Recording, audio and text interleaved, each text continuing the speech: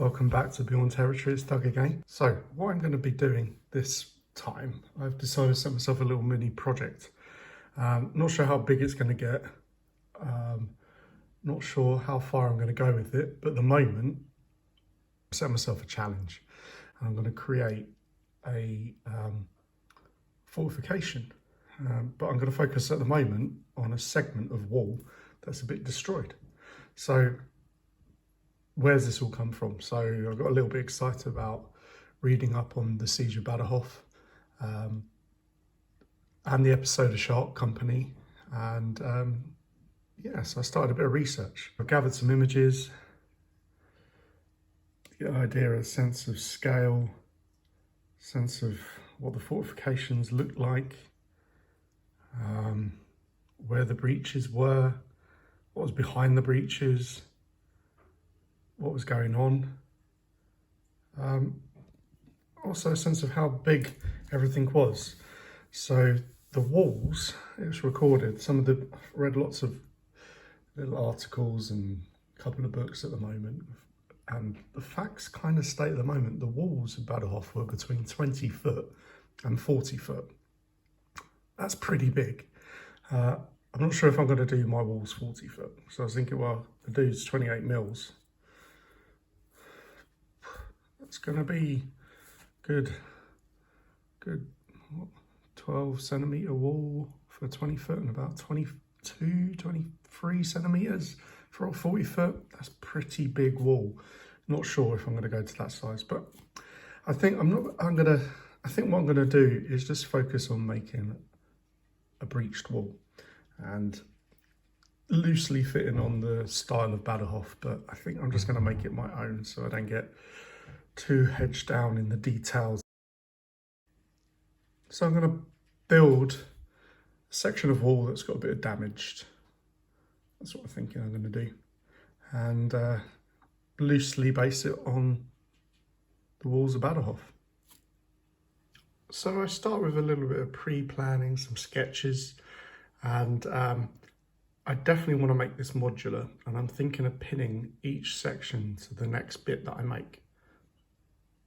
So the first section I'm going to make is this one in the middle. There's this one in the middle.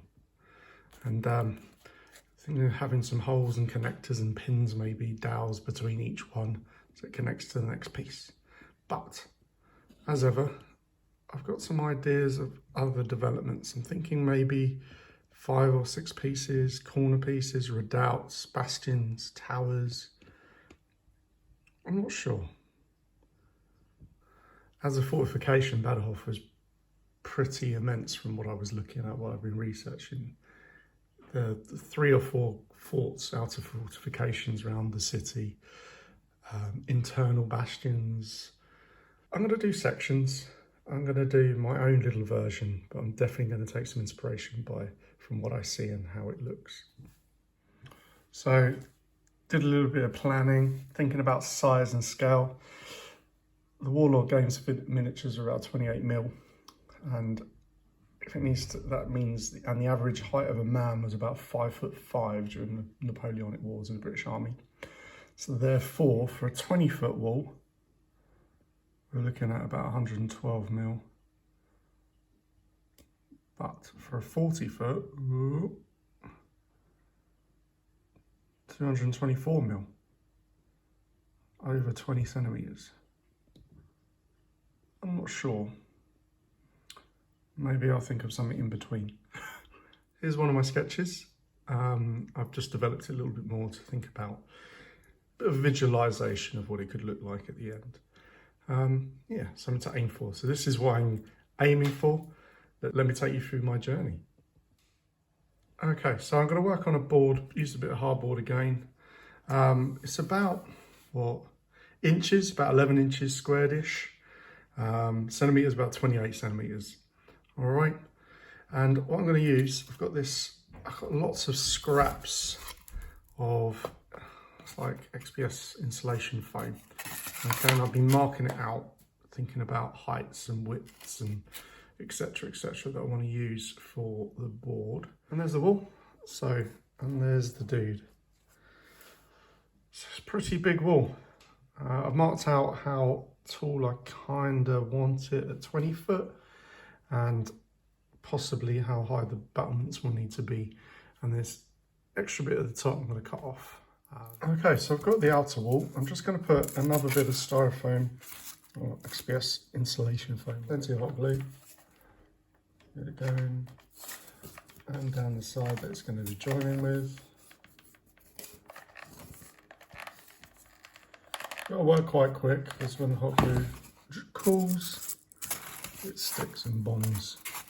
Now, next thing, I'm going to put little toothpicks into the wall from the outside in. And for me, that's just really just to provide a bit of strength to the bond between the two, the outer and the inner. What I've done now is just mark out where the breech is going to sit.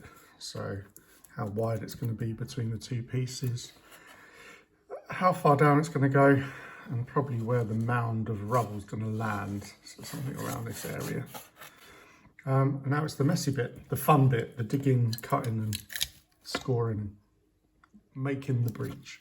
So I'm just going to come out with it with my Stanley knife, and I'm just going to take chunks out. Keep it as rough and ragged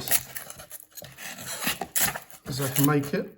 And then I'm going to keep all these off cuts. So I've cut away the breech hole, at least. It's about 40 mil wide at the bottom. Okay, 4 centimeters. So that gives me enough space for a base to fit in there. Now I need to make it look a little bit more battle worn. I've kept all the offcuts, the bits that I've chipped out. I can start making a mound here at the base and on the other side as well. Well, before I stick anything down, I've just gone through the pile of scraps and picked out bits without cutting them down or anything like that. Just loosely fitting, kind of where I would like them, with a gradual slope, bit of a tapered edge, and build them up a little bit further. So what I'm going to do, I'm going to glue these down, hot glue gun, trim them to shape, and then start layering them up. So I've tapered the edge a little bit, roughed the edges to make it a little bit more rugged, like rock. And now I'm going to cut some bricks, if they've fallen, and place them on top. I have some scattered, probably not that bit, but scattered bits of debris around the edges as well. So I'm just doing the same method on the other side, placing the stones, placing the styrofoam, not stones, placing styrofoam, then glue them in place, and then I'll trim them away and then add textures. And here we go, put some rubbly bits, tapered the edge, sloping down as the internal damage on the breech. Let's see what happens next. Next thing I'm going to do, I'm going to chuck some filler in. Use less of it this time because I've used a lot more of the insulation foam. But what I'm going to do, I'm just going to do some of the filling, some of the gaps. Not many, just a few. Also going to do a little bit of a fill the gap of the wall as well, and on the back bit here, some of the gaps here.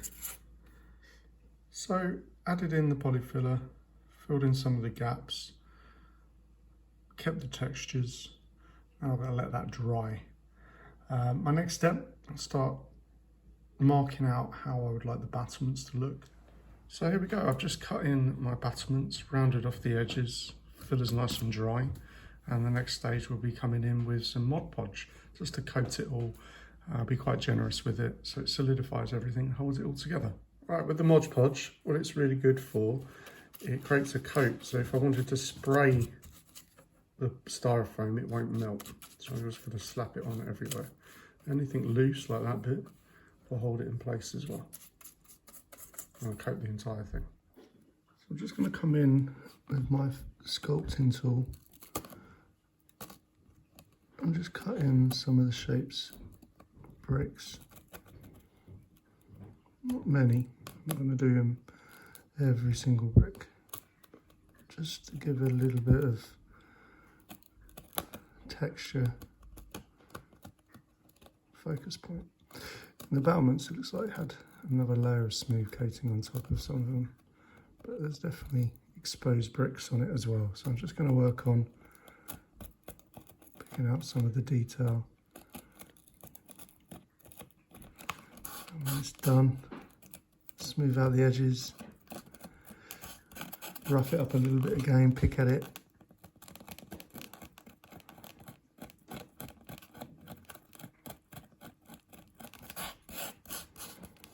Moving on to the next brick. That's what they look like. Okay, just done a few more bricks. Might add a few more on later. It's going to be a bit generic, but it's going to be a bit flexible. But now I just need to put a little bit more Mod Podge into the exposed foam, and then it'll be a base coat. So I've just slapped a bunch of PVA onto the scenery, and now I'm coming in with my sand. I've got some of it on the wall, some of it on the mound. Just add a bit of texture to it. Okay. Next bit, another messy bit, is watered down acrylic black. And I'm going to stipple it all in everywhere. Turn the whole thing a lovely shade of black. Okay. It's going to take me a while, as you can see. I might have to do 2 coats. So, catching a bit. The first colour I'm going to put on is a dark brown. Water it down a little bit. And I'm just going to add a bit of colour to this, to the ground.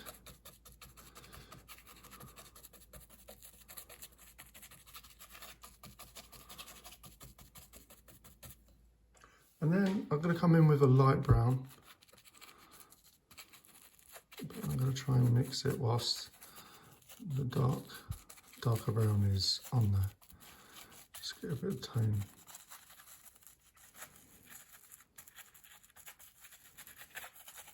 It'll work quite quickly to get the different tones in.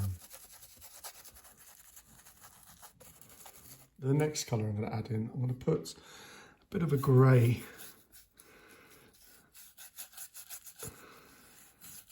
Just on the wall. Should be a little bit careful. Maybe less messy than what I am now, but it's not as fun if you're not so messy, is it? So, slapping it on. So I've got some layer colours on there now. I'm not going to keep the grey on the walls. It's just to help with the next layer of paint I'm going to put on there. It's going to be kind of a sandy grey kind of colour that I'm going for. But I wanted to get a base coat of grey on it first, so the sandy colour would stand out a bit more than on the black. Thinking about it, I probably should have done the grey first and then the brown, but hey, just going for it, we'll find out what happens, how it turns out. All right, bear with me. Hopefully it turns out how I'm imagining it in my head, and that's part of the fun of it. That's what I enjoy anyway, having a go, getting stuck in, and hoping that it's going to work out to what my best laid plans were. I'm just going to go in with a bit of an ochre-y mocha brown and dry brush it on. Start layering up some colours, see what it comes out like. That seems a bit bright at the moment, so I need to dull that down with a couple other layers on top. It's not really a dry brush, is it?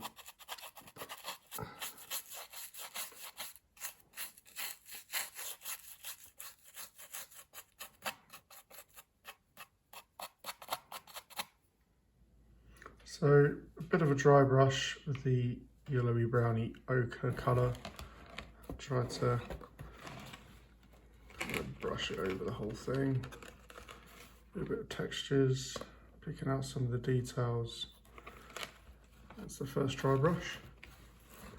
So what I'm going to do now is come in with a bit of sands and textures like that to put back into the piece.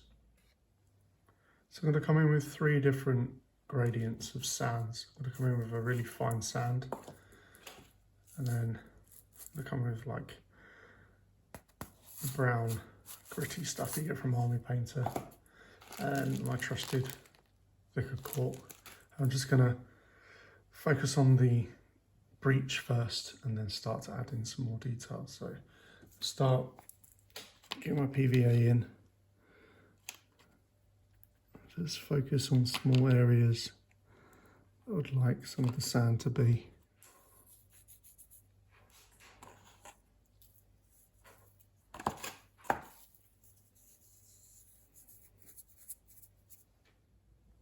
Okay, so I got the fine sand on. Now I'm going to come back, more PVA, little areas again. And I find it always best to do like a range of different thicknesses. Kind of makes it more real. It's going to be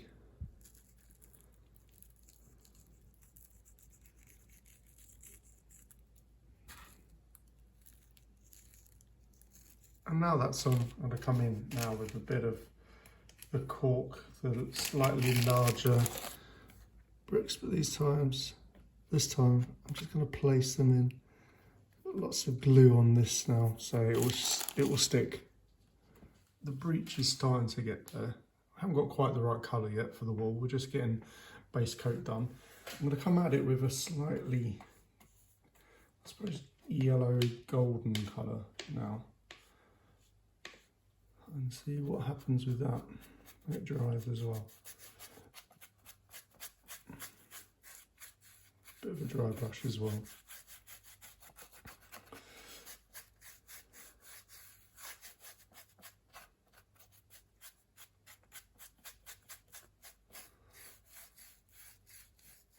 I like to pick it out so it's a bit of a gradient at the bottom. It's darker at the bottom, you can see.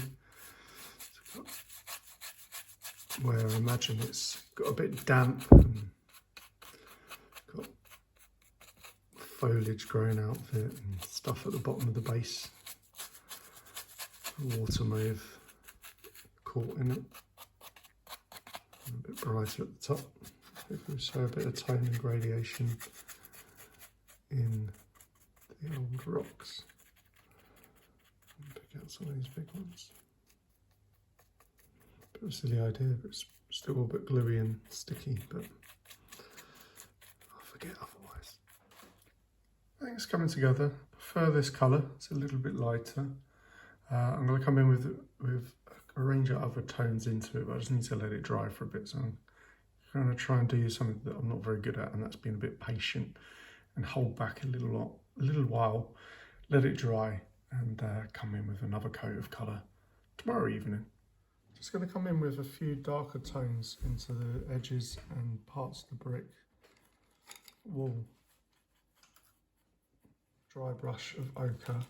And now I'm picking out some bricks using a London grey, just to get a different range of tones in the brickwork. Okay, I've put in a few more tones of greys and browns into the bricks, and I might add a few more, but it could be quite endless. So I'm going to put a little white dry brush onto bits of the rock and fallen debris. I'm not going to go over the top. So I've gone in with a little light white and yellow kind of dry brush to pick out some of the details. And what I'm going to do now is come at it with a bit of flock. Add a bit of green, a bit of moss, sands again, and just kind of see how that evolves, and what that does brings hopefully a bit of life to the wall. So I'm going to come back in with some fine sand.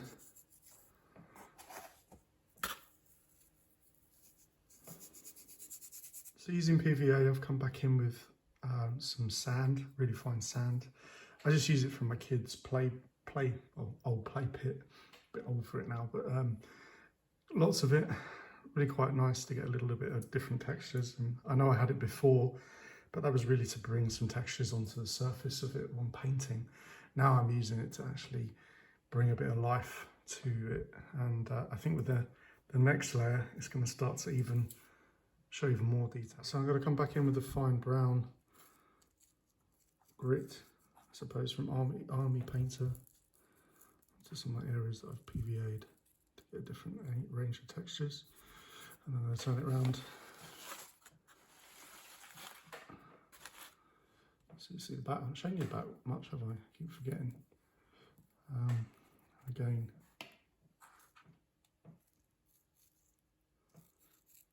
my textures on. Now I'm going to come in with some fine turfed flocking. It's like a burnt grass, I suppose, but it's really fine. I'm going to try and get it in the gaps between the sand and the dirt. But I want to get a little bit of it on the wall and amongst the pile. Love this stuff. And you notice I haven't really shaken much of it off because I want it to be quite loose and it will start to entwine with each of the different layers. I like working quite quickly. You can kind of have a go at it.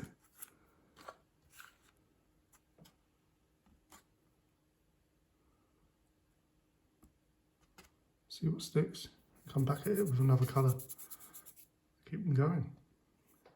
So the PVA is still wet and the flock starting to adhere.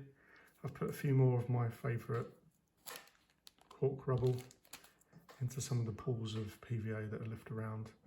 I'm not going to shake off the grass yet. I'm going to let it soak in and dry. And I'm going to keep going with it's wet. I've got, whilst it's dry and whilst it's trying to adhere, I've got a finer, but a longer flock that I'm going to put in sparingly. And then I've got a few summer undergrowths, but I'm going to pick my colours carefully and have a few wraiths up the wall. So just on this side, my last little bit for now, and wait for it all to dry. Just a little update. I've managed to let everything dry and be a bit more patient with letting it all seep in and do its thing. I shook off the excess grass and flocking and stuff. I'm just going to come in with my stick-on tufts. I'm just going to place a few little parts in and then I reckon I'll be done. I suppose I could keep on going, and maybe I will come back to it at different parts, different stages. But for now, I'm fairly chuffed with it. So I've put some figures in, light infantry attacking, come out a little bit. So hopefully that gives you a bit of a sense of scale. And who knows what I'll come up with next. Maybe I'll add a section into it. I'll just give it a spin so you can see.